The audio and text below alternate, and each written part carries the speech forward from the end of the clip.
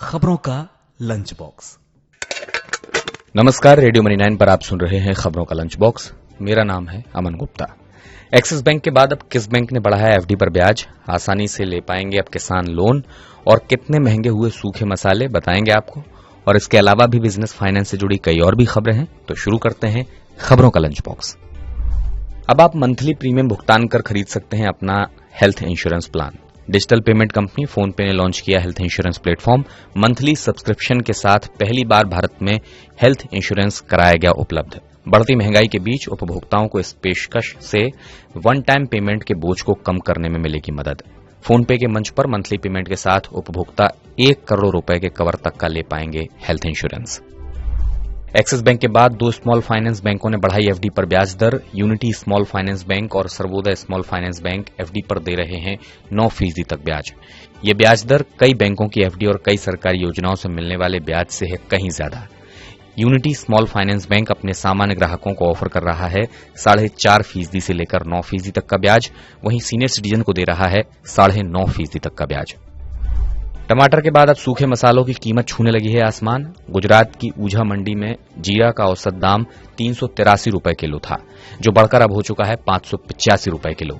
निजामाबाद मंडी में सूखी हल्दी के दाम मई में थे औसत 50 रुपए किलो, जो बढ़कर हो गए हैं अब करीब 100 रुपए किलो। लौंग, छोटी इलायची और बड़ी इलायची के दाम भी काफी बढ़े। मई में 177 रुपए किलो बिकने वाली सौंफ अब पहुंची 250 रुपए किलो पर। ग्रेन डील से रूस का बाहर होना बढ़ा सकता है गेहूं की कीमतें। ग्लोबल मार्केट में बढ़ने लगे हैं गेहूं के दाम। घरेलू बाजार पर भी पड़ सकता है बुरा असर। गेहूं महंगा हुआ तो ब्रेड, बिस्किट समेत आटा, सूजी और मैदा की भी बढ़ेंगी कीमतें। घरेलू बाजार में पहले ही बढ़े हुए हैं गेहूं के दाम। दिल्ली में गेहूं का थोक भाव है 25 से 26 रुपए प्रति किलोग्राम। कीमतों में आगे है तेजी की और आशंका। अगर आप भी कर रहे हैं मून लाइटिंग के जरिए काम, तो अब आपको आयकर विभाग को देनी होगी इससे होने वाली इनकम की जानकारी।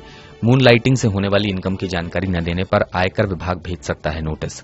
बड़ी संख्या में लोग फुल टाइम नौकरी के साथ फ्रीलांसिंग, कंसल्टेंसी या पार्ट टाइम जॉब से कर रहे हैं अतिरिक्त कमाई। मिनटों में मंजूर हो जाएगा लैंड रिकॉर्ड के आधार पर किसानों का लोन एप्लीकेशन। रिजर्व बैंक इस तरह की व्यवस्था पर कर रहा है काम। बिना किसी रुकावट के किसानों को मिल सकेगा लोन। इसके लिए डिजिटाइज्ड लैंड रिकॉर्ड का किया जाएगा इस्तेमाल। लोन के लिए किसी तरह के कागज की नहीं होगी जरूरत। किसान को लोन के लिए नहीं जाना पड़ेगा बैंक। भविष्य में पर्सनल और एमएसएमई लोन भी इसी व्यवस्था के तहत दिए जाने पर हो रहा है विचार। देश के रत्न और आभूषण उद्योग में काम करने वालों पर गहरा सकता है संकट। जेजीईपीसी के चेयरमैन विपुल शाह का कहना है कि अमेरिका और चीन जैसे प्रमुख बाजारों में मांग घटने से चालू वित्त वर्ष में निर्यात में 10 से 15% तक की आ सकती है गिरावट। बढ़ती ब्याज दर और महंगाई जैसी चिंताओं से उपभोक्ताओं का खर्च भी हो रहा है कम। निर्यात मांग कम होने से नए रोजगार के अवसर तो कम पैदा होंगे ही, साथ ही मौजूदा कर्मचारियों की भी हो सकती है छटनी। केंद्र सरकार ने मुंबई वासियों को दिया बड़ा तोहफा। 6 लाख रुपए की सालाना आय वाले परिवार मुंबई मेट्रोपॉलिटन रीजन में प्रधानमंत्री आवास योजना के तहत खरीद सकेंगे घर। सरकार के इस फैसले से लाखों परिवारों को मिलेगा फायदा। सरकार ने नियमों में किया है बदलाव। अभी तक 3 लाख रुपए थी सालाना आय की सीमा। केंद्रीय शहरी विकास एवं आवास मंत्रालय ने महाराष्ट्र सरकार को इस मामले में पत्र लिखकर दी जानकारी। आर्थिक रूप से कमजोर लोगों की मदद के लिए लिया गया है यह फैसला।